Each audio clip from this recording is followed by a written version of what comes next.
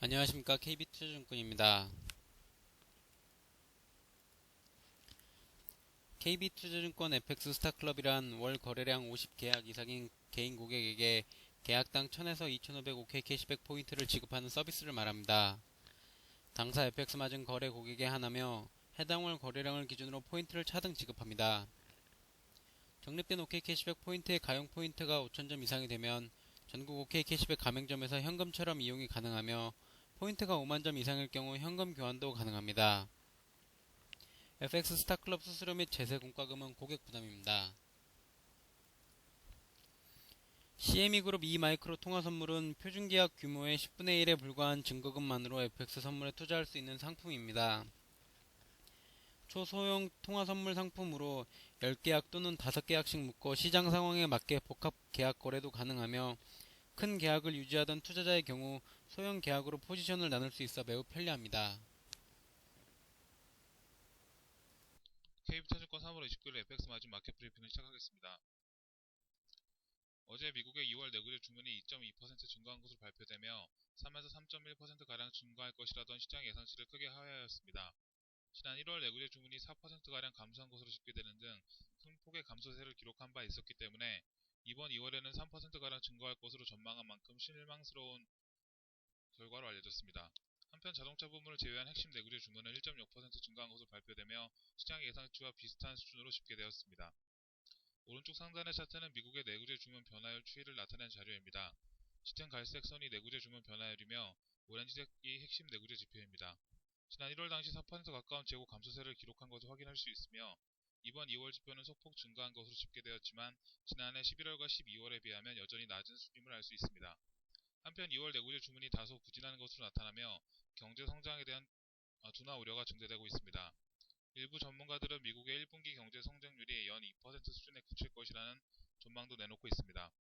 오늘 밤 9시 30분에는 미국의 2011년 4분기 GDP 증가율이 발표되며 시장에서는 3.0%를 기록할 것으로 전망하고 있습니다. 유럽 소식입니다. 스페인이 유럽연합에 구제금융을 요청하기 위한 준비에 들어갔다는 소식이 전해졌습니다.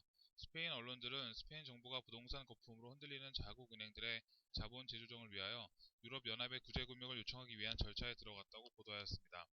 하지만 유럽연합 측은 사실무근이라며 공식적으로 부인하였습니다. 그러나 시티그룹은 보고서를 통해 스페인이 연말까지 구제금융을 받아야 할 것으로 보인다고 분석하였으며 이에 시장의 불안감이 증대되고 있습니다.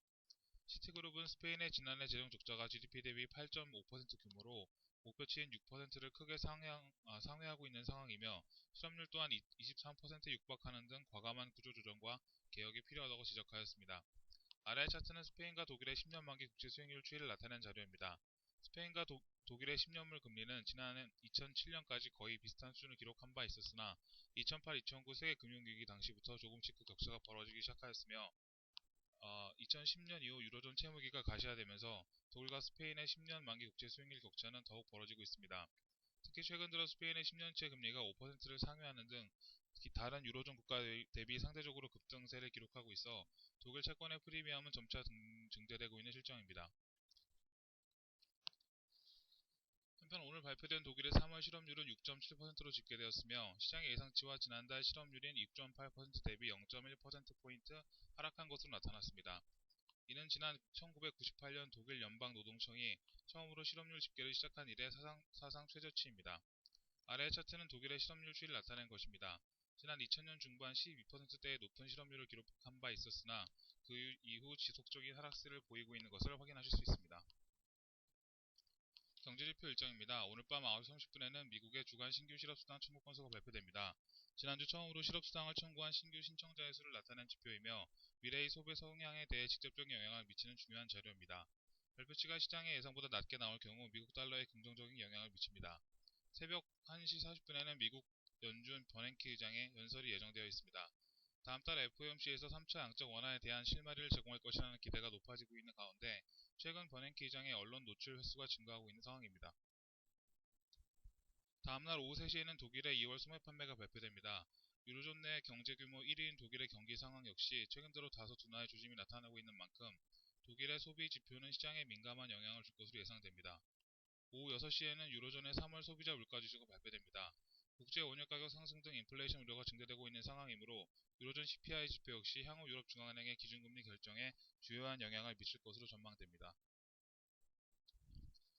밤 9시 30분에는 캐나다의 1월 국내 총생산이 발표됩니다. 캐나다 통계청이 발표하는 자료이며 전월 대비 월간 GDP 상승률이 집계됩니다. 발표치가 시장의 예상을 상회할 경우 캐나다 달러의 강세를 예상할 수 있습니다. 밤 10시 45분에는 시카고 구매관리자 지수가 발표됩니다. 지난주 중국과 유럽의 PMI 지수는 기준치인 50을 연속적으로 하회하며 시장의 경기 둔화 우려를 증대시켜준 바 있었습니다. 한편 밤 10시 55분에는 미국 미시간대 소비자 신뢰지수가 발표됩니다. 미국 경제의 3분의 2 이상을 차지하고 있는 소비 부문에 대한 경기 선행지표 역할을 하며 발표치가 시장의 예상을 상회할 경우 미국 달러에 긍정적인 영향을 미칩니다. 이상으로 KB투자증권 FX 마진 마켓 브리핑을 마치도록 하겠습니다. 감사합니다.